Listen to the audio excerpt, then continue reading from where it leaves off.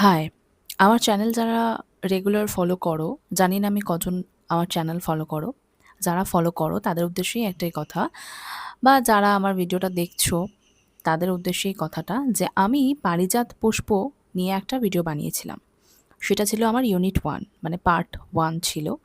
সেটাকেই আমি আবার পার্ট 1, পার্ট 2, পার্ট 3 করে দিয়েছিলাম। মানে সেটা একটা স্টোরি ছিল। একটা ইউনিটের স্টোরি। তা আমি যেটা বলেছিলাম যে সেই পারিজাত পুষ্পের যে 2nd ইউনিট যে স্টোরিটা, সেটা আমি আমার চ্যানেলে আনবো। তো 2nd ইউনিটের স্টোরিটা এটা নিয়ে হতো যে এই পারিজাত পুষ্প এই যে একটা যে দৈবিক একটা পুষ্প, সেটা আমাদের এই ধরাধামে বা আমাদের পৃথিবীতে কে এনেছিল? কার সাহায্যে এই ফুলটা আমাদের কাছ পর্যন্ত এসে পৌঁছেছিল? কিভাবে? সেই স্টোরিটা আমি তোমাদেরকে শোনাবো।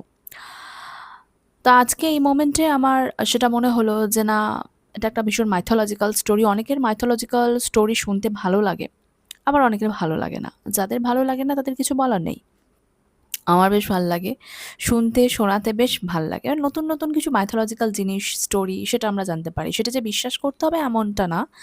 বিশ্বাস অবিশ্বাস সেটা পুরোটাই নিজের ব্যাপার। কিন্তু শুনতে বা জানতে তো ক্ষতি নেই। তো সেইরকমই ব্যাপারটা নিয়ে আমি জেনেছিলাম যেটা যে পারিজাত পুষ্প কী এবং সেটা অ্যাকচুয়ালি শিউলি ফুল। যারা জানো না তাদের উদ্দেশ্যে বলছি। তো যাই হোক, তো 2nd ইউনিট পার্ট 2 যেটা আসবে মানে সেটাকেও পার্টে, পার্টে আসতো। তো সেটাকে নিয়ে যখন আমি সার্চ করতে থাকি জানার জন্য, তো সেখানে আমি জানতে পারি যে অনেক ঘটনা। মানে ইটস আ লং স্টোরি। আমি কিভাবে এটাকে আ পেশ করব I don't know।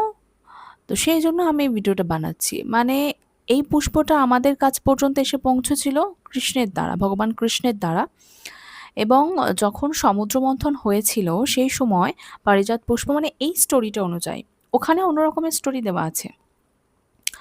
তো এই স্টোরি অনুযায়ী যখন সমুদ্র মন্থন হয় তখন সেই সময় পারিজাত পুষ্পের আগমন ঘটে মাটির তলা মানে পাতাল থেকে তিনি ওঠেন এবং দেবরাজ ইন্দ্রের আর কাছে এটা যায় পারিজাত পুষ্পের যে দখলটা সেটা।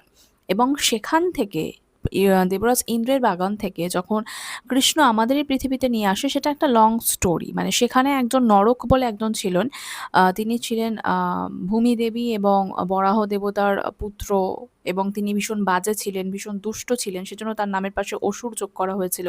তো নরকাসুর অনেক বাজে কর্ম করেছিলেন এবং সেখানে তাকে মারার জন্য শ্রীকৃষ্ণ এবং সত্যভামা গিয়েছিল। তার সাথে সেখানে যুদ্ধ হয় এবং সেখান থেকে ফেরত আসার সময় পারিজাত পুষ্প শ্রীকৃষ্ণের দ্বারা আসেন আমাদের এখানে। তারপরে সেই পুষ্প পোতা সত্যভামা, রুক্মিণী অনেক হিস্ট্রি, লট অফ হিস্ট্রি।